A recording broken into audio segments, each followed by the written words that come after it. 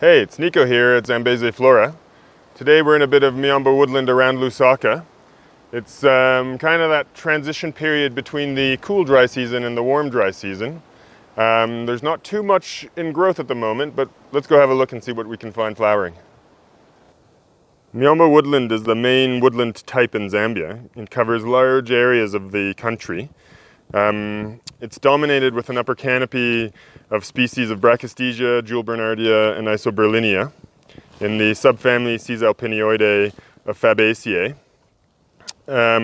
Usually then you'll have either a sparse or sometimes a thick shrub layer and the ground flora. Now up in the north of the country where there is more rains, you get wetter Miombo, which tends to be slightly more species rich than in the south ends, like where we are right now, which tends to be slightly on the drier side. So here you can see the canopy of taller trees, and these are Brachystegia utilis, taxifolius, and speciformis, with no shrub layer and just then the ground flora layer, which at the moment is very, very dry.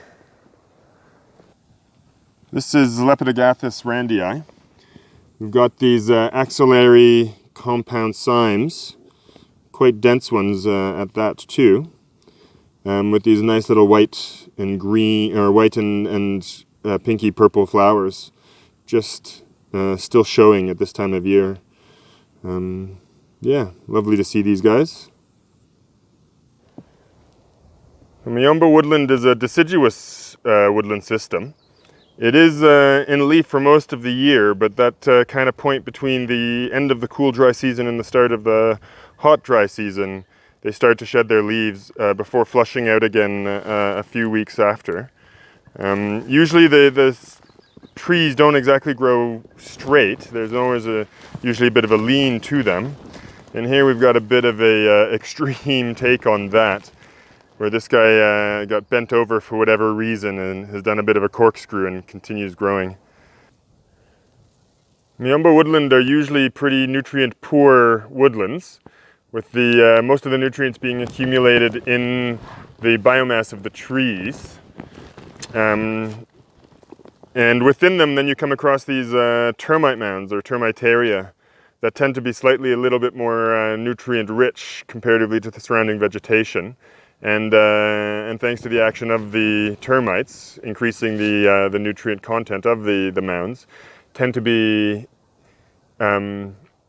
little more bastions of, or islands of a little more biodiversity, with some species only predominantly being found on the termitaria. So here, this kind of evergreen shrub at the moment, we got Capparis tomentosa, with some hooked spines on the stems here and very dense, kind of nice fuzzy leaves. It's not in flower at the moment, but I do see some flower buds starting to develop more on the tops there, and maybe in another few weeks' time we'll see it burst out with flowers. Here we have Senna Petersiana in Fabaceae, subfamily Caesalpinioideae again, just starting to bloom, with these lovely kind of sprays of yellow flowers. Quite easily visible actually as you're walking by. But we caught it just at the right time to at least catch this first two blooms starting to open. So lovely to see that. We don't have the seasons like up in the north, where you have the fall color.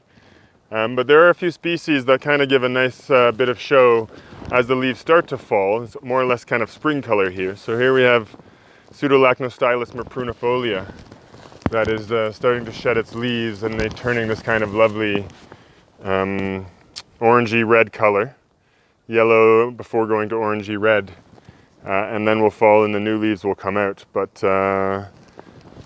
it gives a nice little splash of color at this time of year when there isn't too much actually. Oh, look here, one of our little chameleons.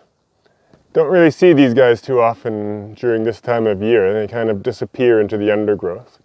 I guess they're not as active when there's not as many insects about. But kind of nice to see him. Definitely nice.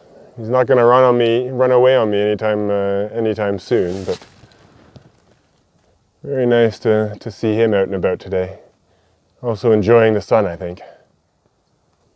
Here we've come across a bit of a rocky outcrop. You can actually see that it rises above the main woodland. Actually quite a decent amount. And these kind of outcrops are really important for more fire-sensitive species. Miombo would normally see fires come through annually, or regularly, if not annually, biannually or so. And that can destroy the ground flora, or at least those things that don't go underground. But then you've got some species like this xerophyta here that would get a little bit more protection being in this rocky outcrop. I've also seen some remnants of ferns that are also growing up here. Little evergreen suffratex. It's just getting ready to flower. This is actually Leptactina benguelensis. And you can just see the flower buds starting to develop here. Lovely flowers when they come, followed by bright colored fruits a little later on in the season. Here we have a nice specimen of the carrot tree flowers, Steganatania aureliaceae. See if I can't get a nice, more kind of close-up shot of them. Nice little shot of yellow amongst the dry background, and definitely with a few of the insects hanging around, looking pollinating. But this is growing just on the edge of this fantastically large sinkhole. Not a usual feature in the Miombo, but one in this woodland here, obviously. Not exactly sure why or how this has formed, but it goes down pretty deep. It's probably about a 30 plus meter drop from the woodland floor to the bottom of this. Here we have Inula glomerata in the Asteraceae family.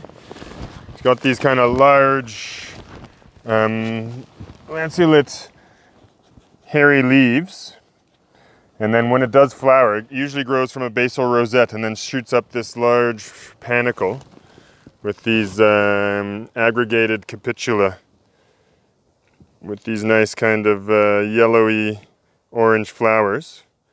Now, glomerata has no ray florets. The flowers that put out the little kind of petal that come out, which is more typical in the daisy family.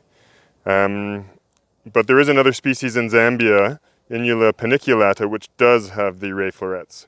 So a very easy way to tell the two species apart. So this one without the ray florets is glomerata.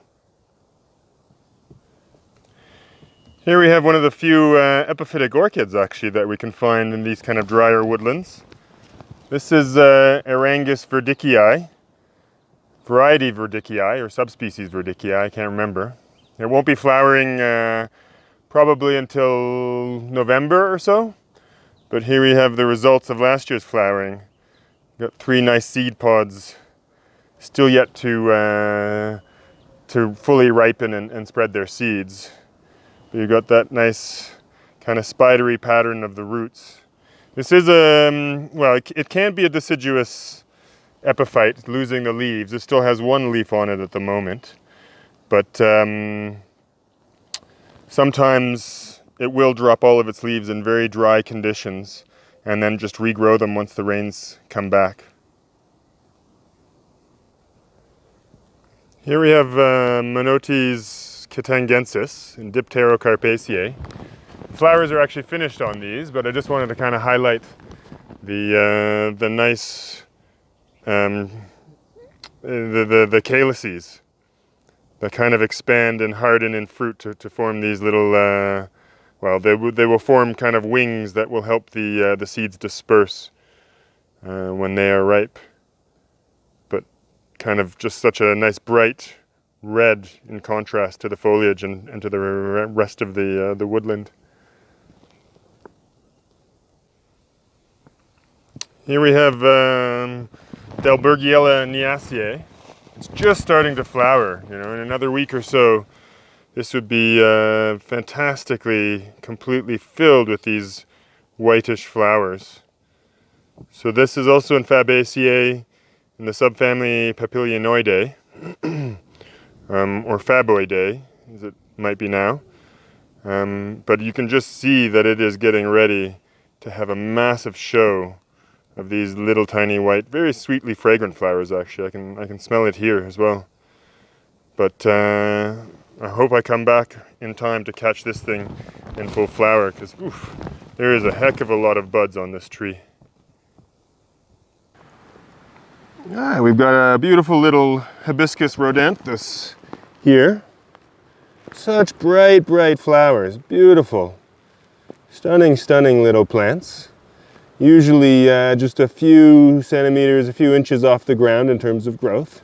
If fire had come through and burnt all this grass off, it would most likely just be flowering right at ground level. But because there's been no fire so far this year, it's come up and flowering on this longer stalk, essentially. Very early flowering. You start seeing them this time of year through into October, November, just as the rains start. And then you won't see the flowers anymore. But absolutely stunning little plants, huh? Beautiful. Here we have Melura niasana in the family Acanthaceae. It's kind of a woody subshrub. It's now producing their kind of lilac, light purple to white axillary flowers with darker throats. There's actually quite a few in this area that I'm in at the moment. But I think we're going to leave it there for today. But we'll be back in the next week or two to kind of see what's started to bloom by then. If you like this video, please hit the like button, subscribe, or leave a comment in the comment section if so inclined. But until next time, cheers.